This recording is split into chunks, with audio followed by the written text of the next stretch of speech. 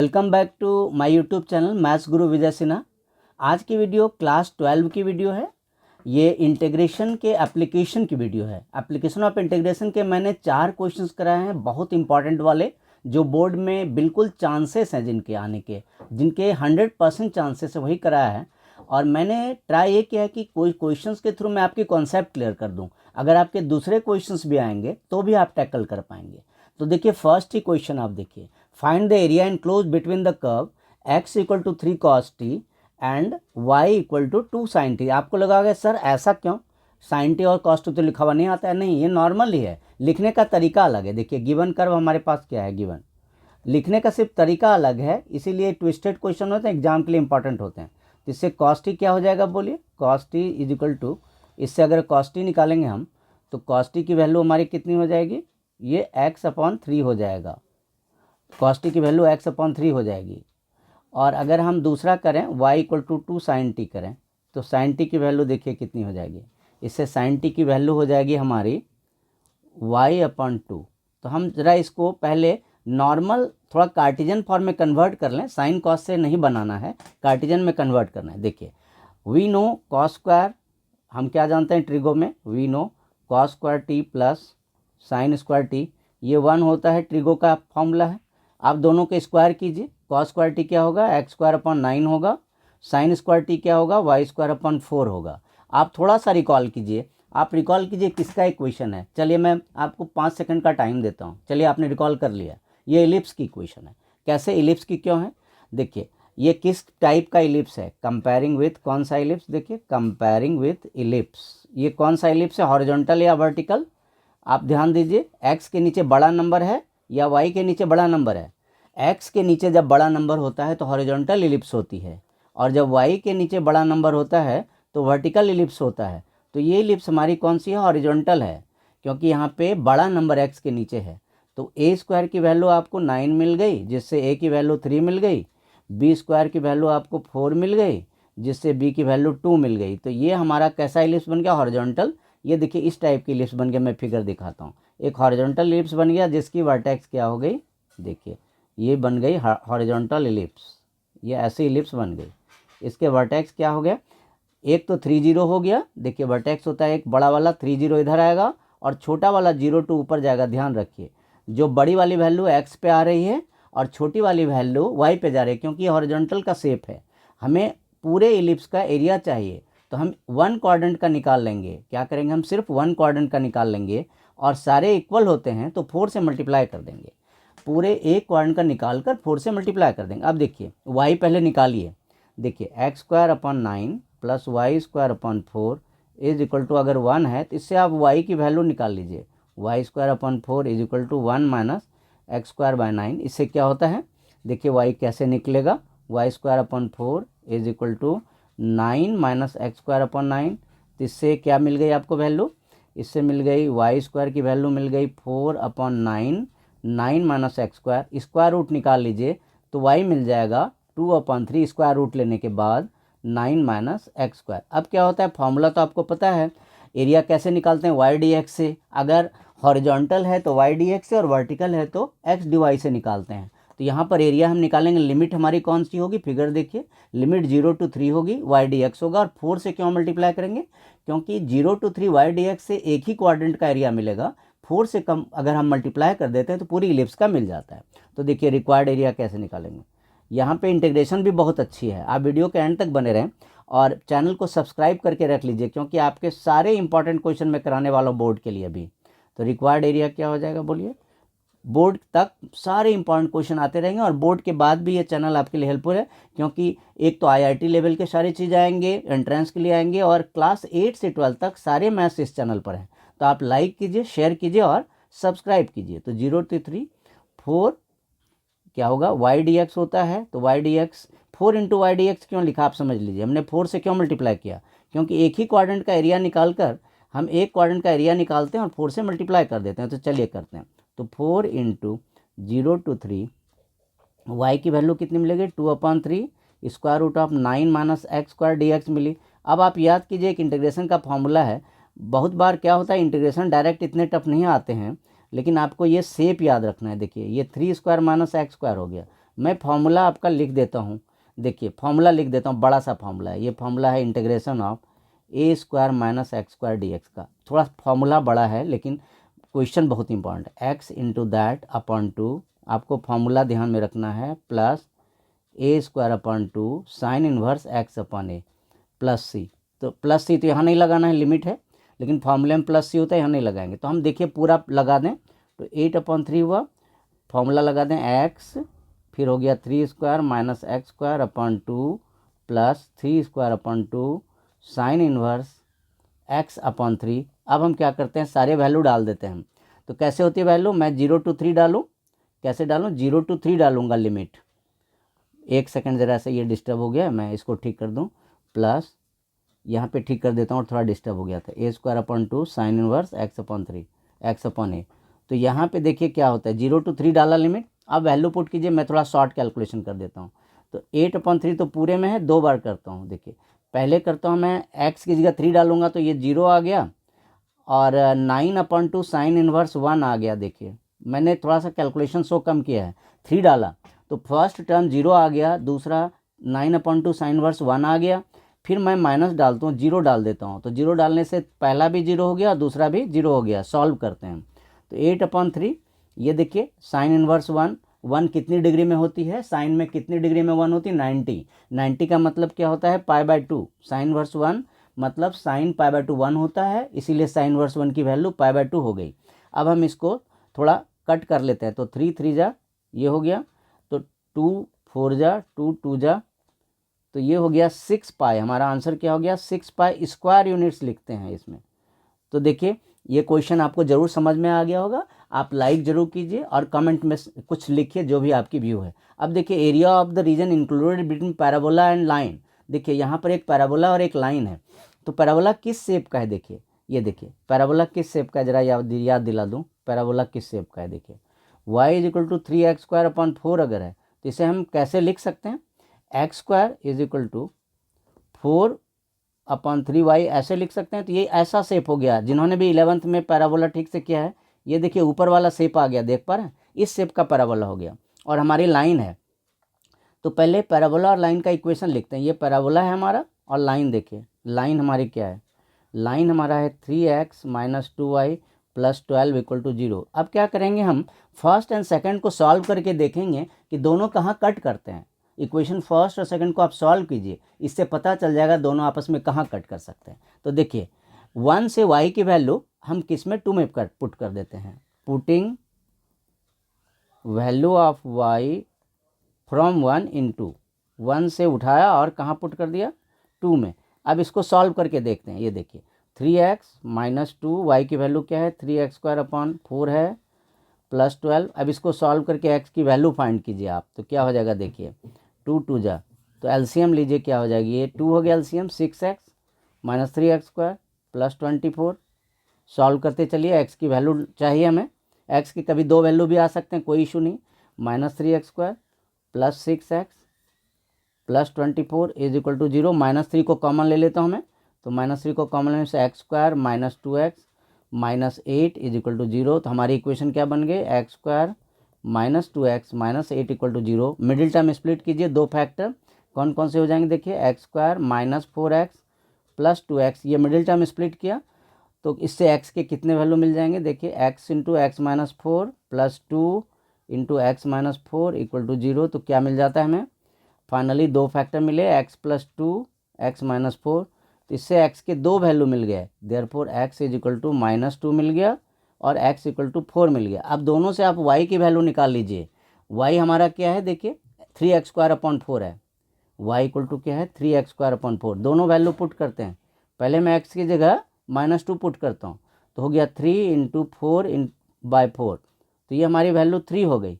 तो पॉइंट कौन सा हो गया, कहाँ काटेंगे, पॉइंट हो गया हमारा -2, 3, इस पॉइंट पर काटेगा। दूसरा देखिए, यहाँ फिर से x की जगह क्या पुट करूँगा, मैं 4 पुट करूँगा, तो देखिए क्या होता है, तो हो जाता है 3 × 16/4, 4 4 जा, तो ये 12 हो गया। तो पॉइंट कौन सी हो गई हमारी, पॉइंट हो गया 4 12। तो आपके पास 2 पॉइंट मिल गए, इसी 2 पॉइंट से पास करा के हम लाइन बना देंगे आराम से, अलग से भी नहीं खींचना होगा।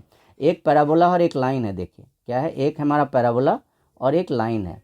अब देखिए पैराबोला तो बाद में बनाऊंगा, पहले मैं ये दोनों पॉइंट ही बना दूं। देखिए ये मैं थोड़ा सा पॉइंट ऐसा बनाता हूँ जो फटाफट हो जाए। ये मैं बनाता हूँ 3, ऐसे बना देता हूँ 3 6, ऐसे बना देता हूँ जिससे ग्राफ आसानी से हो जाए। 3 6 9 12 ये हमारे पास पॉइंट है 3 6 9 12।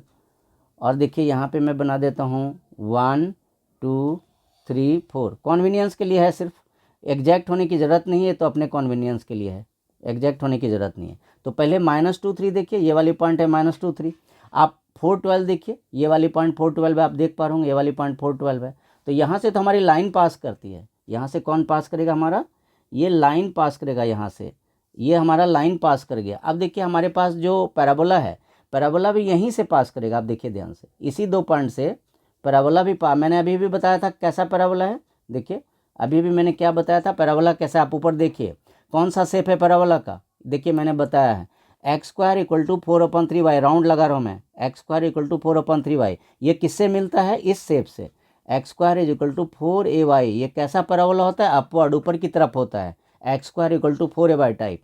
तो उस टाइप का मैंने पैराबोला बनाया। और ये देखिए कट गया कि हमें ये वाला एरिया चाहिए शेडेड वाला। देखिए मैं शेड कर रहा हूँ, ये वाला एरिया चाहिए शेडेड वाली, ये पूरी।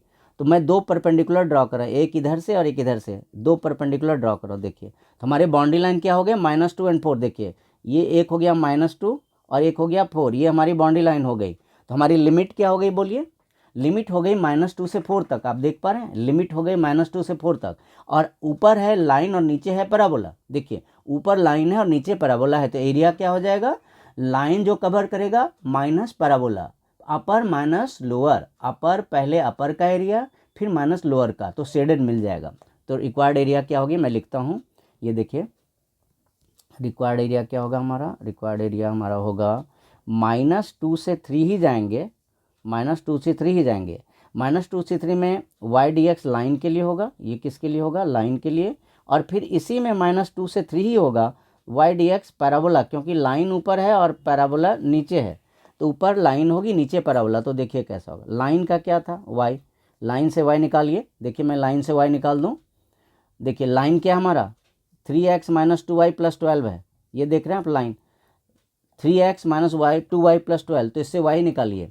तो y = क्या हो जाएगा, y = हो जाएगा 3x + 12/2। देखिए कैसे हो जाएगा, 3x + 12/2। ये y कहाँ से मिली में, लाइन से, ध्यान से देख लीजिए, फ्रॉम टू y की वैल्यू मिले 3x + 12/2। तो ये पहले वाले इंटीग्रेशन में आप डालिए, क्या डालिए, 3x + 12/2। ये हमारा किसके लिए हुआ, ये हमारा हुआ लाइन के लिए, माइनस। अब पैराबोला के लिए कीजिए आप, पैराबोला का y क्या था, पैराबोला का y था 3x² / 4 था। तो ये 2 हमें इंटीग्रेशन करने हैं और इससे हमें एरिया मिल जाएगा। तो मैं आपका इंटीग्रेशन भी कर ही देता हूँ, पहले मैं ये देख लेता हूँ। लाइन वाला क्या मिला, 3x + 12/2 और पैराबोला वाला 3x² / 4। चलिए हम इसको सॉल्व करते हैं। तो देखिए आप इंटीग्रेशन कीजिए, हाफ को मैं इंटीग्रेशन से बाहर इसलिए लिखूंगा कि करना नहीं है। 3x का हो गया 3x² / 2, 12 का हो गया 12x। ये लिमिट कौन सी लग गई, -2 से 3 तक लग गई। फिर -3/4 को बाहर कर देता हूँ, x² की इंटीग्रेशन x³ / 3 हो गई, ये -2 से 3 तक।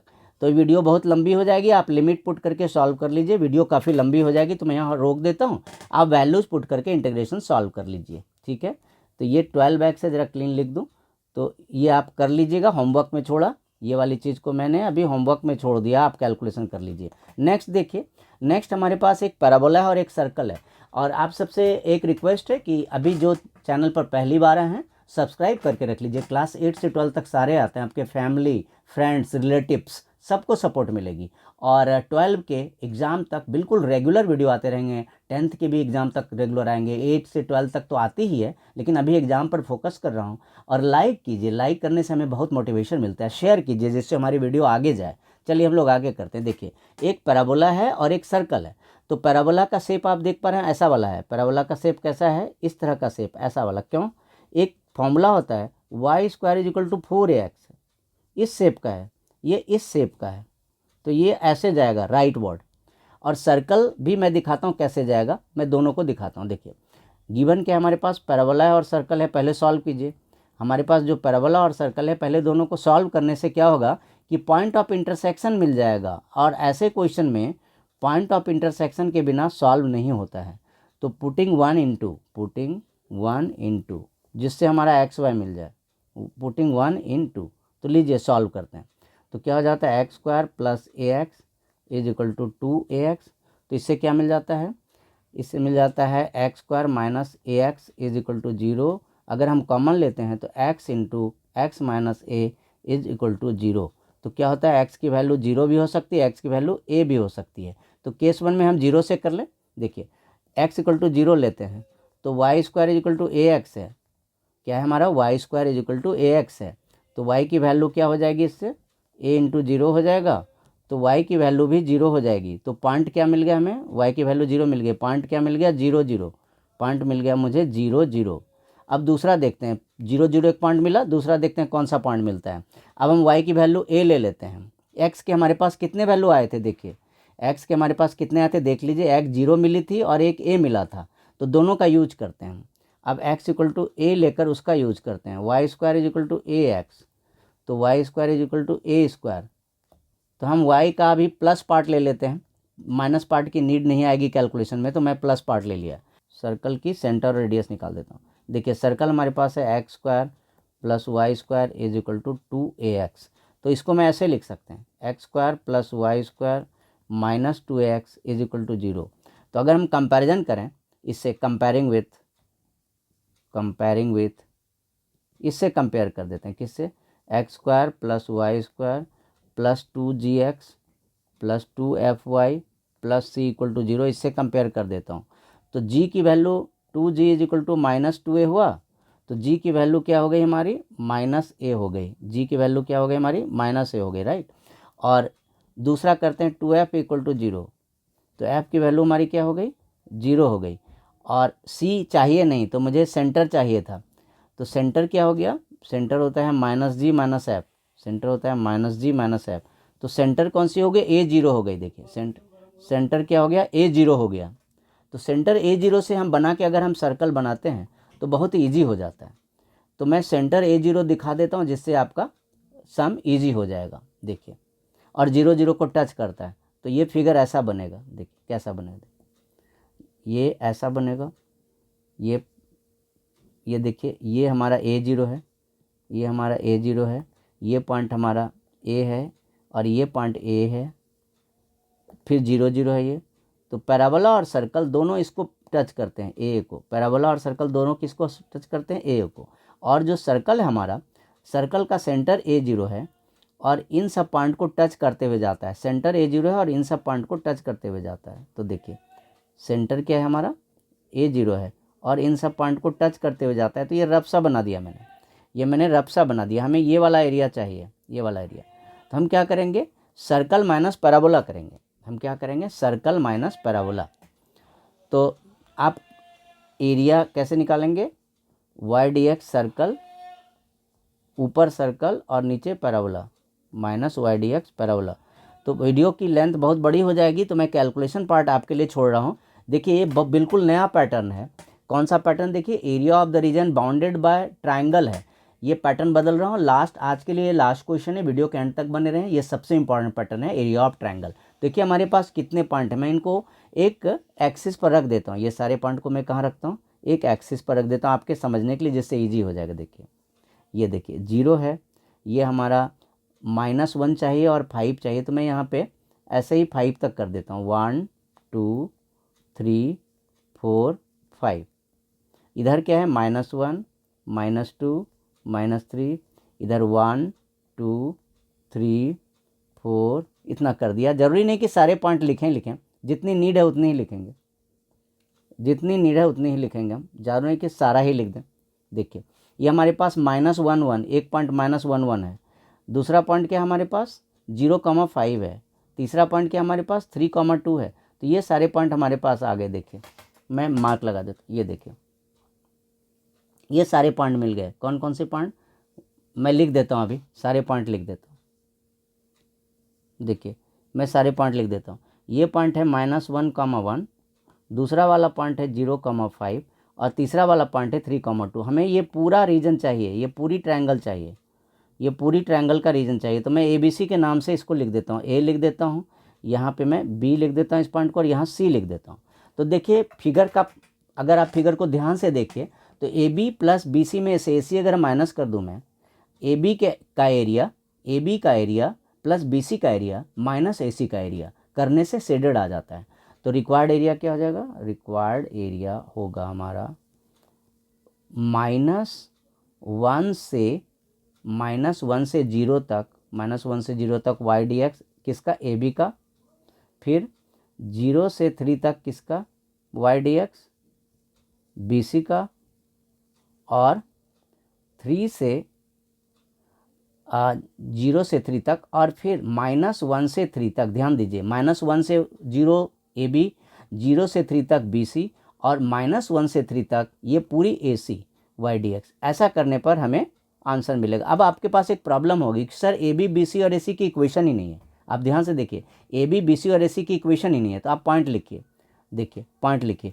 ए क्या है हमारे पास, ए है हमारा -1 1, बी हमारे पास क्या है 0,5।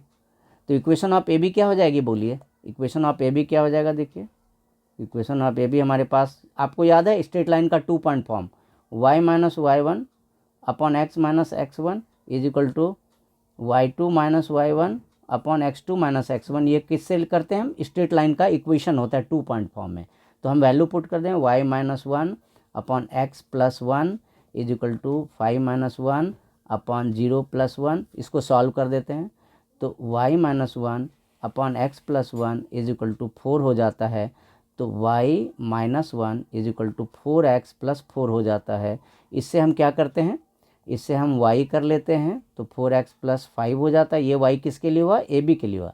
इसी तरह आप बी सी के लिए जब करेंगे, बी पॉइंट हमारे पास 0,5 है और सी पॉइंट हमारे पास क्या है, बोलिए बी पॉइंट 0,5 है और सी पॉइंट हमारे पास 3,2 है। तो बी सी का इक्वेशन अब बना लेंगे। आप y किसके लिए बना लेंगे, y बी सी के लिए बनाएंगे।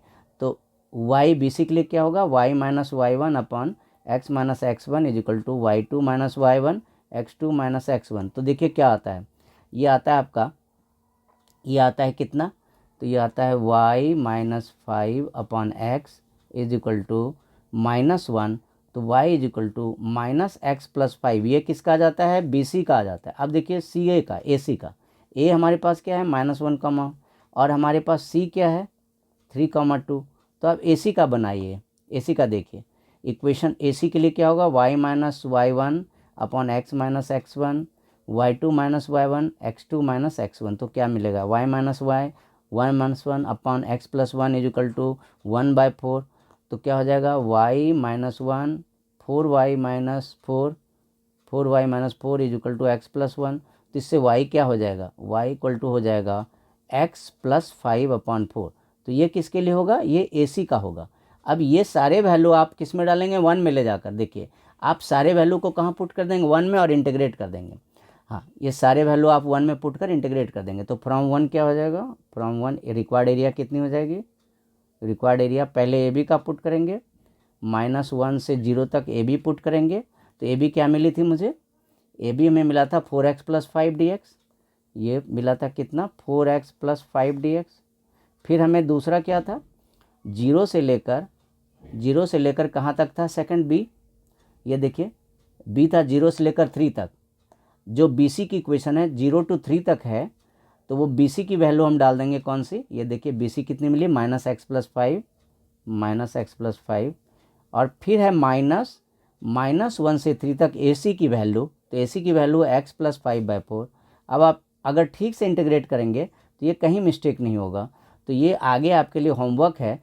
आज इसके साथ वीडियो वाइंड अप करूँगा, लेकिन आपको फटाफट मैं ये याद दिला दूंगा कि आप लाइक के बिना मत जाइए, लाइक ज़रूर कीजिए, शेयर कीजिए, जिससे वीडियो आगे जाए, बहुत से बच्चों को हेल्प मिले। ऐसे वीडियो लेकर मैं जल्दी ही मिलता हूँ। सब्सक्राइब करके चैनल को। Thank you so much. जय हिंद।